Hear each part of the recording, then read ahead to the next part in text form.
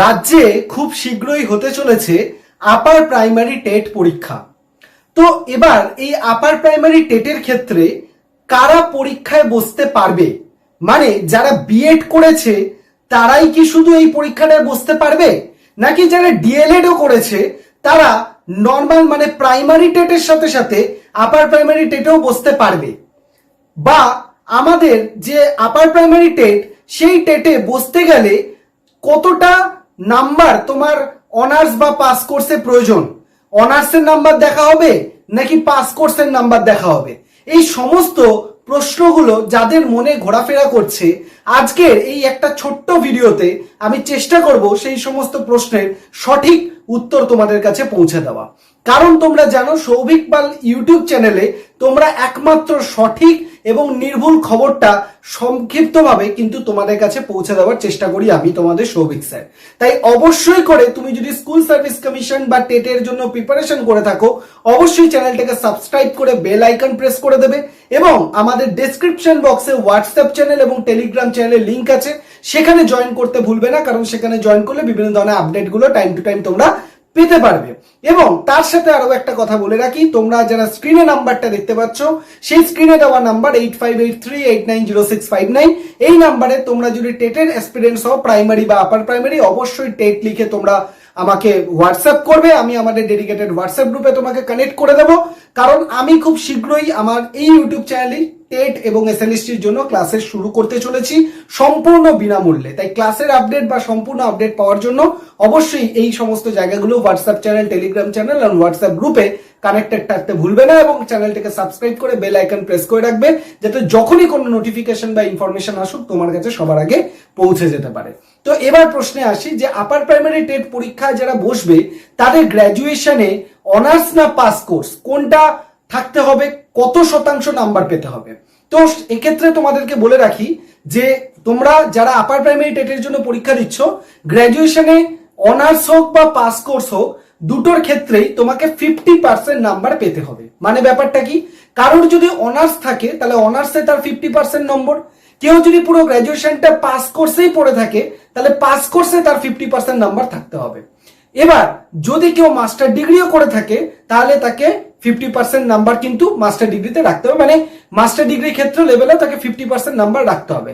মানে কেউ যদি গ্র্যাজুয়েশনে 50% নাম্বার পায়, মাস্টার ডিগ্রিতে গিয়ে নাম্বারটা কমে গেল, সেটাও ম্যাটার করবে না, কারণ গ্র্যাজুয়েশনের নাম্বারটাই কিন্তু তোমার মেন বিচার্য বিষয়। তাই গ্র্যাজুয়েশনের মধ্যে কথা তুমি অনার্স নিয়ে পড়লেও তোমার 50% নাম্বার থাকতে হবে, বা পাস কোর্স পড়লেও তোমার সেক্ষেত্রে 50% নাম্বার কিন্তু থাকতে হবে। শুধু এইটুকুন তোমাদের যেন থাকে সেটা তোমাকে দেখতে হবে।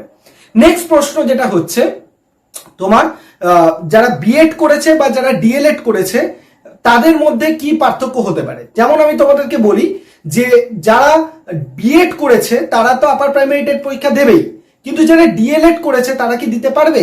তো তোমাদেরকে বলে রাখি, আমাদের যে আপার প্রাইমারি টেট হতে চলেছে সেটা এনসিটি রুল অনুযায়ী হবে এবার। তো এনসিটি রুল অনুযায়ী যারা ডিএলএড করেছে তারা আপার প্রাইমারি টেট দিতে পারবে কিনা এরকম কোনো অফিসিয়াল নোটিফিকেশন এই মুহূর্তে নেই। তবে এটা ধরে নেওয়া যেতে পারে যারা বিএড করেছে তারাই আপার প্রাইমারি টেট পরীক্ষা দেবে, ডিএলএড যারা করেছে তারা কিন্তু আপার প্রাইমারি টেট পরীক্ষা নাই দেওয়ার চান্স বেশি থাকে। তবুও এই ব্যাপারে অফিসিয়াল নোটিফিকেশন এখনো পর্যন্ত আসেনি। অফিসিয়াল নোটিফিকেশন আসলে তবে আমরা এটা বলতে পারবো যে বিএড যারা ডিএলএড করেছো তারাও কি আপার প্রাইমারি টেট দিতে পারবে কি পারবে না। তবে যারা বিএড আছো তারা তো দিতে পারবে, ডিএলএড দের ব্যাপারটা এখনো সংশয় রয়েছে, এখনো অফিসিয়াল নোটিফিকেশন নেই। তবে হিসাব মতো ডিএলএড রা আপার প্রাইমারি টেট পরীক্ষা দিতে পারে না, ঠিক আছে? তারা প্রাইমারি টেট দিতে পারবে, আপার প্রাইমারিটা পারে না। এবার আসি সিলেবাসের পরিবর্তনের কথা। সিলেবাস কি পরিবর্তন হবে? আবারও একই কথা, এনসিটি রুল অনুযায়ী পরীক্ষা হতে চলেছে। যে সেক্ষেত্রে আমাদের যে সিটেটের সিলেবাস, সেই সিটেটের সিলেবাসটাই কিন্তু তোমাকে ফলো করতে হবে আপার প্রাইমারি টেটের জন্য। এবার অনেকেই বলছে যে ডাব্লিউবি টেটের আমি মানে সিলেবাসটা করে চলে যাব। এক্ষেত্রে যাদের এরকম মানসিকতা রয়েছে যে ডাব্লিউবি টেটের মানে সিলেবাস আমি পড়ে চলে যাব, সিটেটটা পড়বো না, তাদের কিন্তু খুব সমস্যা হতে পারে বলে আমার মনে হয়। তার জন্য বেস্ট অপশন হচ্ছে সিটেটের যে সিলেবাসটা সেটা তুমি পড়ে যাও। তাহলে করে কি হবে, তোমার কিন্তু আপার প্রাইমারি টেটের প্রিপারেশনটা সঠিক এবং নির্ভুল হবে বলে আমি মনে করি। এবার তোমাদের প্রশ্ন হচ্ছে যে মোটামুটি ইনফরমেশন যেগুলো তোমাদের দরকার ছিল আমি আমি সবটাই তোমাদেরকে দিয়ে দিলাম। এবার প্রশ্ন হচ্ছে তুমি কিভাবে প্র্যাকটিস বা কিভাবে তুমি প্রিপারেশনটা স্টার্ট করবে। তোমরা তোমাদের সিলেবাসটাকে আগে দেখো।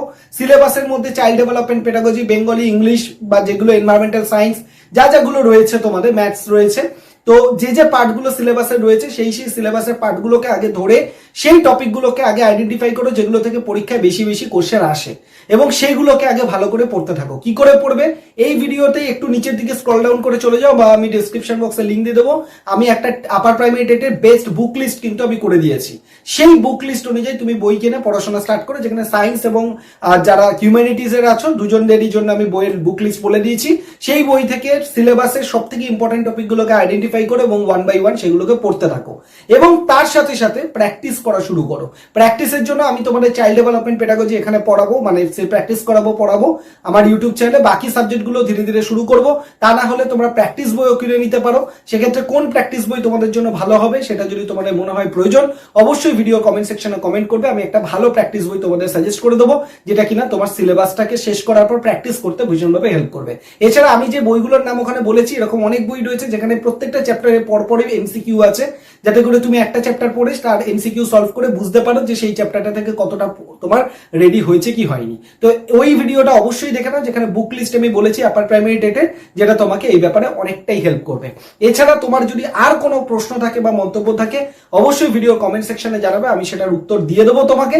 এবং এই ভিডিওটা শেয়ার করে দাও সেই সমস্ত বন্ধু বান্ধবদের সাথে যারা কিনা আপার প্রাইমারি টেটের এই সমস্ত প্রশ্নগুলোর উত্তর খুঁজছিল, যাতে করে তারা প্রশ্নের উত্তরগুলো পেয়ে যায় এবং প্রিপারেশনের দিকে তারা মন দিতে পারে। তো সবাই খুব ভালো থাকো এবং চ্যানেলের সাথে কানেক্টেড থাকো, এবং চ্যানেলটাকে সাবস্ক্রাইব করে বেল আইকন প্রেস করে রাখো। থ্যাংক ইউ সবাইকে, এবং সবাই সুস্থ থাকো, পড়াশোনার সাথে থাকো। Thank you.